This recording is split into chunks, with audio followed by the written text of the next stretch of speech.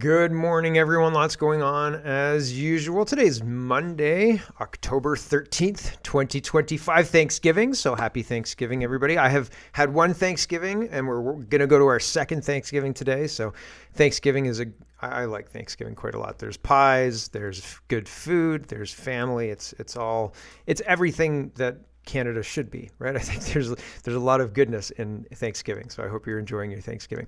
Tommy Robinson's back in court today, and he is. It's an interesting case, and I think it is instructive of how they will misuse the legal system to crack down on anybody they don't like Tommy Robinson, right? UK-China scandal keeps blowing up and breaking open. There are lots. I forgot my pen. Darn, I play with a pen every day during the show, and I forgot my pen.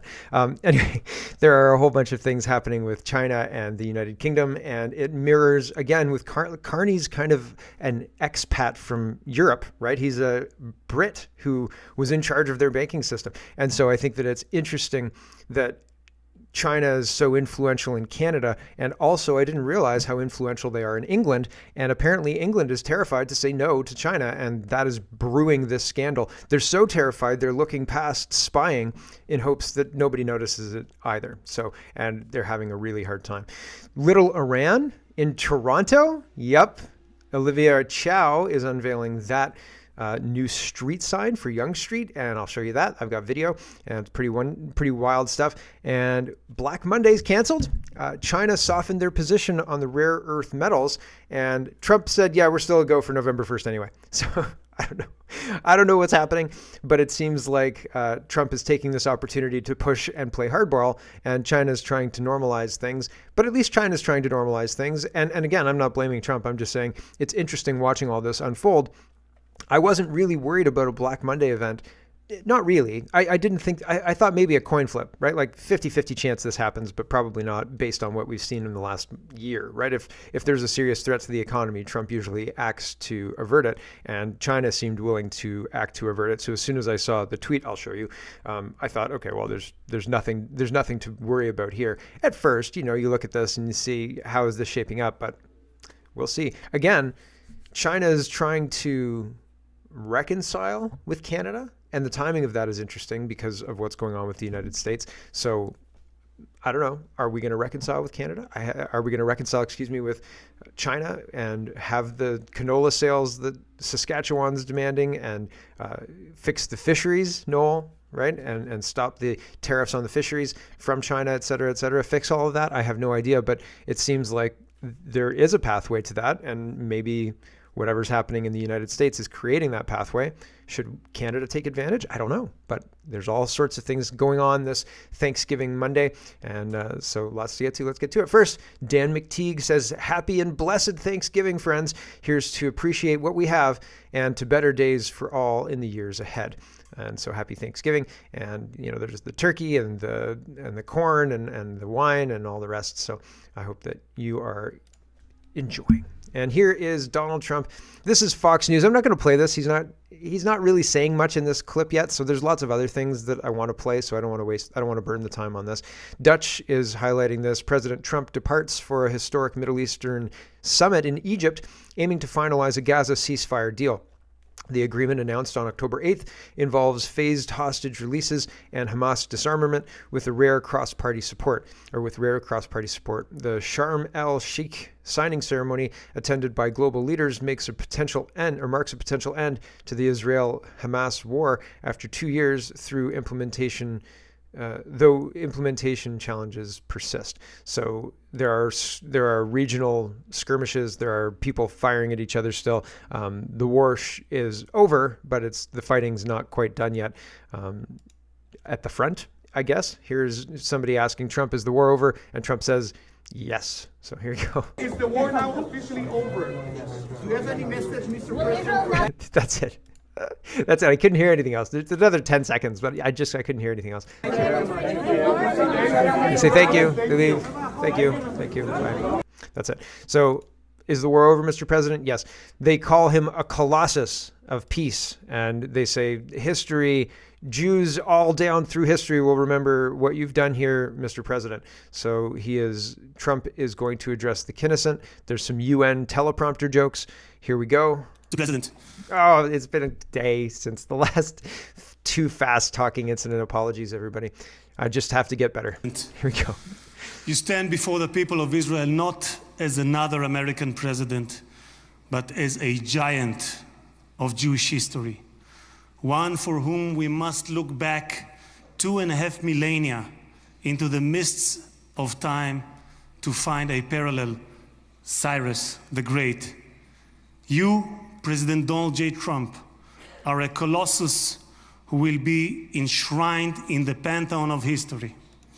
Thousands of years from now, Mr. President, the Jewish people will remember you. We are a nation that remembers. Far from being a local struggle, what we are witnessing is a global struggle, a global battle between the forces of extremism, radicalism, and fundamentalism, and those of freedom, liberty, and democracy. What the world needs now is not appeasers who feed the crocodile in the hope that they will be eaten last, like the kind we have seen recently at the UN General Assembly. And by the way, President Trump, your team has checked the teleprompters. It is working beautifully. What the world needs now are more leaders who are brave, resolute, strong, and bold. The world needs more Trumps. There you go. So Trump is being lauded. People really like what he's doing, especially Israel. Israel is very excited about all of this. Viktor Orban says, President Trump has done it again upon his invitation. I will attend the peace summit in Sharm el-Sheikh today. Sorry if I'm getting that wrong. Today, where the leaders of the United States, Qatar, Turkey, and Egypt will sign the Middle East peace plan. A tremendous achievement. President Trump has made it happen. And if we do not fall for the pro-war siren call, he will get it done in Ukraine as well. We must give him all the support he needs for that. Regardless of geography, size, or weight, there exists a global pro-peace network that works together for peace everywhere, whether in the Middle East, the Caucasus, or Ukraine. Hungary is a proud member of this pro-peace network, the Alliance of Common Sense People. So there you go. Peace in the Middle East is what the goal was, and Trump is trying to make it happen, I guess. And all sorts of people are doing that. And other people are riding coattails. Carney is riding some coattails. He says, Andy Lee says, Mark Carney adds a stop onto his global taxpayer-funded junket to make it seem like he had a part in brokering a Middle East peace deal, PR theater for the peasants to make him appear relevant on the world stage. I think that's true. Robert Fife is reporting Prime Minister Carney Prime Minister office confirms that Carney will depart for Sharm el-Sheikh, Egypt, this evening to attend the signing of a Middle East peace plan that he had nothing at all to do with. As a representative of Canada, shut up, Canada. Okay, sorry. Brian Lilley is responding to CTV News as well, and he's taken Carney out to the woodshed. He says, all Carney has done is undermine the peace process. Now he's jumping on Trump's bandwagon, and he and his government want to take credit for something they had nothing to do with. Yep. 100%. Totally agree. Here's Keir Starmer. Same. Cold 957 says, quite honestly, Keir Starmer attending an Israel-Hamas peace summit in Egypt is utterly pointless, frankly insulting, and just more gaslighting. Yep. So Keir Starmer had nothing to do with this. Mark Carney had nothing to do with this. In fact, they were saying declaring Palestinian statehood and undermining actively the peace process while Trump was trying to get it done. And this was like a couple of weeks ago. Now Trump has to, glad hand these people? Anyway, I find it very, very interesting what's going on here. Will this peace deal hold, right? Will Trump get the Nobel Prize in 26 for all of this work that he's done now? And he put out a tweet, Trump put out a tweet, or a truth or whatever it is. He said, I hear Afghanistan and Pakistan are having a problem. I'll put an end to that one too. Like, don't worry, everybody. I've got this handled. So it's okay, man. Sure. Great. If he's a peacemaker like that, and genuinely a peacemaker like that, and he seems to genuinely be, that's good, right? That's not a bad thing. That's a good thing, isn't it? I think. Anyway, weird, right? Here's the Black Monday that wasn't. Oh, that would have been a good title too. The Black Monday that wasn't. Darn. Unusual Whales is reporting China's Commerce Ministry clarifies that rare earth exports controls do not amount to an export ban. China hopes U.S. side will return to the proper track of dialogue. So, and Truth Bros says Black Monday is canceled. So I haven't seen anything. Now, markets don't open in Canada because the markets are closed, but Trump's in Israel. I haven't seen circuit breakers tripped. I haven't seen anything like that. Usually when big news happens or when overnight markets are very volatile, you get news of the overnight markets being volatile because like China's open and like there's a whole bunch of like Australia, I'm sure, is open. There's all sorts of things happening, right? And so like, while we sleep. And so when I wake up and I have a look at the news, which I do, if there's something going on or if people expect something to happen, people are talking about it a lot before the market opens anyway, right? Like it's the rumors that cause the action anyway, ish. So it's one of those things. Nothing. I didn't see anything. So we'll see. I could be wrong. Hope I'm not wrong about that one though. I hope everything is just, smooth sailing in commerce section of the world. Tara says, I've definitely voted for this. This is the net zero. And apparently the White House is announcing $8 billion in green new scam cancellations amid a Democrat shutdown. So Russ is saying nearly $8 billion in green new scam funding to fuel the left's climate agenda is being canceled. More info to come from Energy. The projects are in the following states: California, Colorado, Connecticut, Delaware, Hawaii, Illinois. Oh man, I don't know all the M ones. A whole bunch of M states: New Hampshire, New Jersey, New Mexico, Oregon, New York, Vermont, and Washington. I just didn't know all the M ones. Sorry, everyone. I should know all the M ones. Oh well. Here is Catherine Swift, and she says, and Gary, she's responding to Gary. Gary says, Alaskan oil tankers have plied the waters off of North BC coast for decades, carrying it through the Strait of Juan de Fuca to refineries near Vancouver, Seattle. No protests, no problem. BC's objection to any tankers carrying Alberta oil are a farce. And Catherine Swift says, absolutely correct. And oil tankers bringing oil to Eastern Canada from Saudi Arabia and Venezuela operate all the time. This ridiculous oil tanker ban on northern BC is absurd and pointless. And it is just meant to stifle our ability to get our product to market. And that's not good. We don't want to be in a situation where we can't have the products that we're selling, like oil and gas or LNG or anything like that. We can't get it to market and we can't deliver it properly, right? Like if you have a business and you have the best thingamajig, right? The best widget, the best whatever it is, and you can't get it to market, you can't get it to your customers, well, they're not going to pay you because they can't get it, right? And so that's not great. And so you have to find, it is incumbent on the business. That means it's your responsibility to figure out a way to get your product to your customers, right? And Canada has not done a good job of that at all. So it is pretty disappointing. Catherine Swift again is pointing out the issues. This is our grab bag of governance and we got time, so that's good.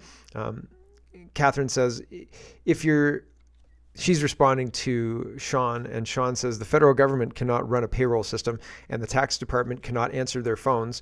So yeah, they're not ready for more responsibility. Right. And do you remember the passport office strike, right? Can you imagine if the job was, sorry, somebody's texting me. Can you imagine if the job was to do your taxes and they went on strike or something like that and the government is just crippled because they can't bring in taxes because the people who usually do the taxes are on strike? I don't know. I feel like it's a whole, it would be bad, like backing up the passport office was bad. And there are other examples of government action that just aren't worthwhile. So Catherine says, also, if they're doing our taxes, they'll want all kinds of info on us that they can't access now. This would be a great way to move towards a social credit type system like China has to keep tabs on every aspect of our lives. No thanks. Yeah, and we're going to talk about the digital ID system coming up very, very shortly. Here is Mark, and he says, Olivia Chow is on fire. First, the woke bat throwing, then the most cringe Diwali announcement ever. I didn't pay attention to that one. Now, Toronto unveils a new district, Little Iran. At this rate, she's turning the city into a diversity theme park with no economy. So really, honestly, this says Little Iran. It's a young street sign. Farsi or English? Farsi, ready? Yek.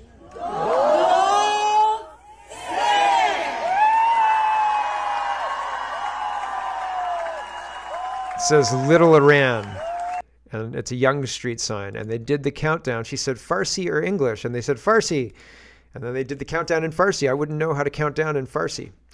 Jim is saying, and so that's, I don't like the idea of having a little Iran sign.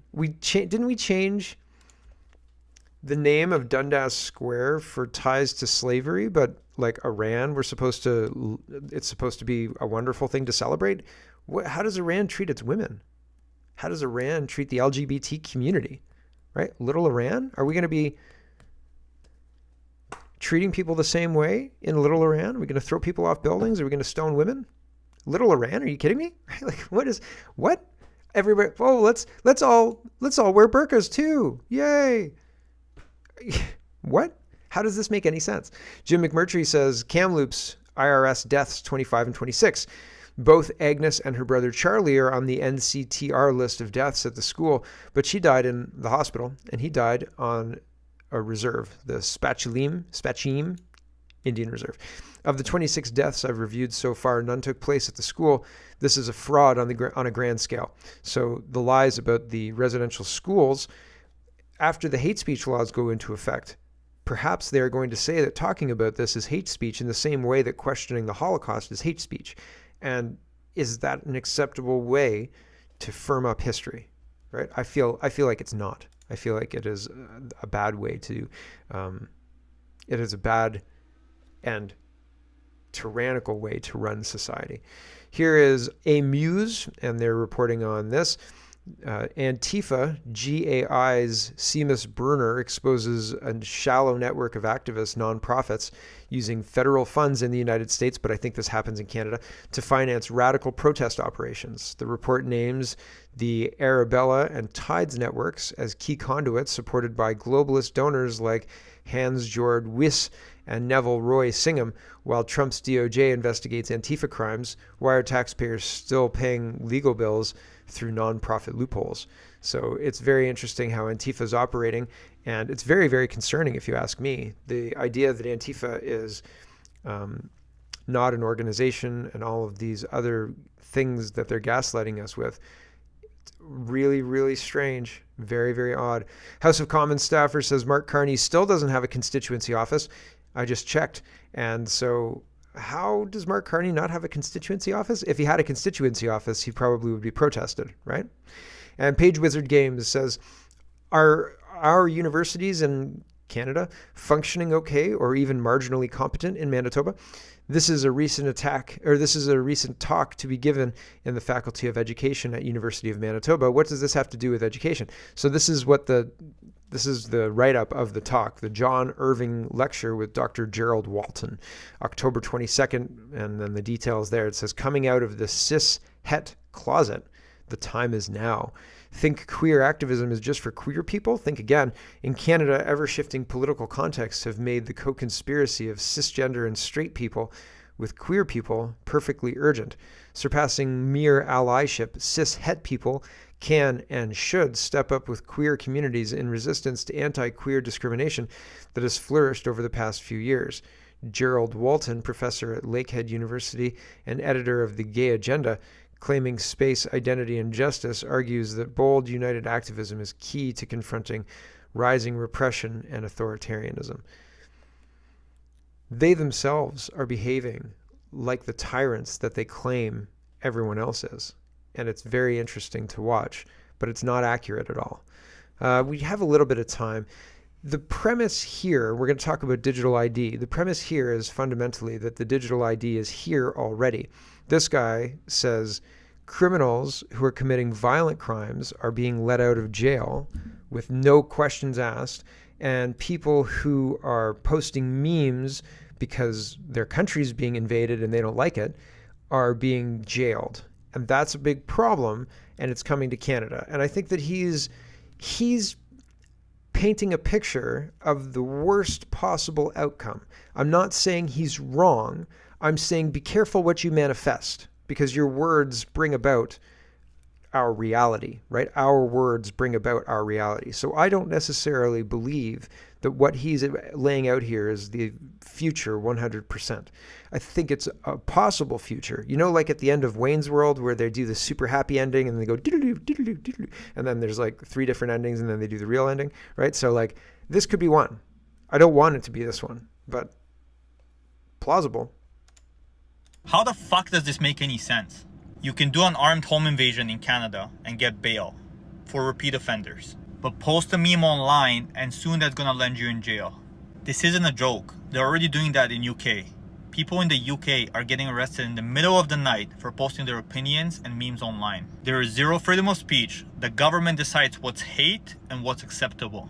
That's dictatorship, not democracy. And now, Canada is walking the exact same path. New hate crimes is coming to Canada, and it gives the government full power to charge you for anything that you post online. The crazy part is, you're gonna be able to get charged for preventative if your neighbor or somebody else thinks you're gonna commit a hate crime online. They're gonna strip away all your rights, they're gonna give you curfews, and they're gonna cancel any internet or network connection you might have to prevent hate crime.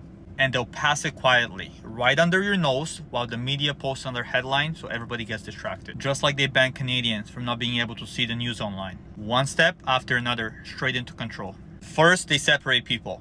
Then they silence them. Then they disarm them. Registered gun owners already have 1 year to turn them in. Next, they'll do whatever the fuck they want with you. You won't even have a voice to fight back. If this doesn't scare you, if this doesn't make you angry, then the problem isn't the government anymore. It's our people staying silent. I know there are many Canadians out there that are awake and fed up. Now is the time to speak. We gotta unite to protect what's left of our Canadian freedom before it's too long gone. Speak to who? They're not. The people in charge are in charge, and they're bringing this in, and they're not gonna stop just because you've said, "Hey, we don't like this." Now, if there's a massive public backlash, then maybe, but it's not a dead cert. This is just one more. Doc Malik says the truth about digital ID is that it's already here. The brick card is a distraction, a clever psyop to make people they think they have stopped something, while the real system quietly embeds itself behind the scenes. This is Doc Malik, and this lady and these guys are talking about digital ID, and I think that they're not wrong. After this, I've got to kill the stream, but I want you guys to hear this as well. Here we go. I don't think the message has gone in. Because Starmer came out and he said about brick cards, I thought, oh, here we go. They're now going to start pulling the hammer down on stuff. And I was like, listen, everyone's got digital ID already. They just have. And this whole brick card thing is not what's coming. It's here, whatever name they call it. We're already all in the digital prison. What this latest kind of move is literally to shut the door and lock the key on you, okay, in that digital prison. So we have had digital ID for a long time. It is not coming, it is here. The whole concept is a fusion between state and corporate partners, so that the corporate partners can switch you off at the bank account, at the services end, anything that's not run by the state, okay? And the state can switch you off for any service, as they call it, that is run by the state. So access to benefits, access to welfare, access to whatever. If they determine that you don't meet their tick box for whatever their conditions are for being able to be a good little slave citizen, and I am going to call it that, and I'm sorry, because I know our history has got some disgusting things that humans have done to other humans with slavery. But the fact of the matter is that this is a system that locks people into servitude. And if you do not do what you are told, not just by the state, because they're just the front men for the people that are behind it, which are corporations, and then the people that are behind them, which is a broader power structure, these global institutions, and even the people behind them, okay, because shit rolls downhill like that, and they get all... Right. And I've kind of been talking about that too. It's similar to my three level. She just says this is corporations, and I say this is the Club of Rome, the Group of 300, whatever you want to call these people, 12 families, whatever it is. But I think it's more shady than that. And these people, their whole job is to insulate these people. Anyway, thank you everyone for watching on the stream. If you want